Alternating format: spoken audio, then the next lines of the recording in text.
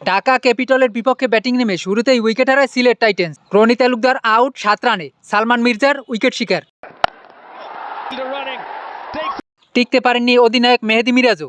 মিরাজের বিদায় 7 রানে, তাসকিন আহমেদের উইকেট শিকার। 6 ওভারে সিলেটের সংগ্রহ 2 উইকেটে 34 রান।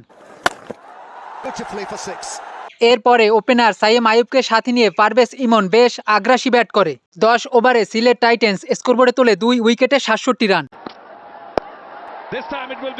সাইম আইয়ুব আউট 34 বলে 29 রানে। দুর্দান্ত খেলা পারভেজ ইমনেরও বিদায় 32 বলে 44 রানে।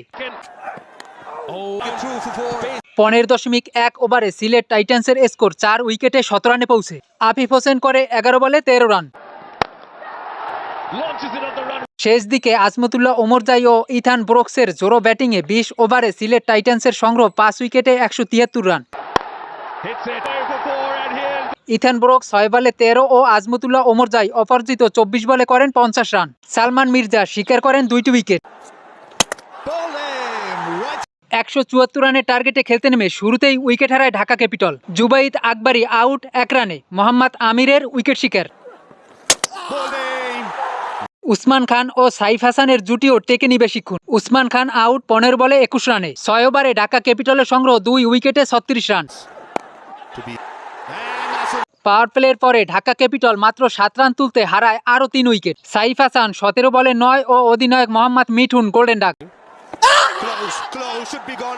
মোহাম্মদ নাসির হোসেন আউট 4 বলে 5 রানে। 43 রানে 5 উইকেট হারিয়ে ব্যাটিং বিপর্যয় Dhaka capital.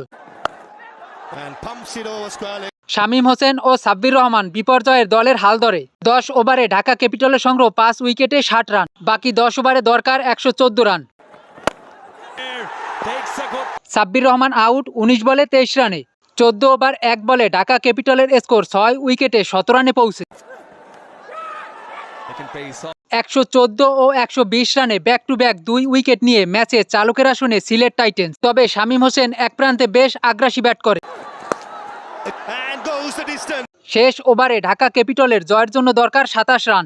Dhaka capital 20 run নিতে সক্ষম হলে সিলেট টাইটানের কাছে ম্যাচটি হারে 6 রানে।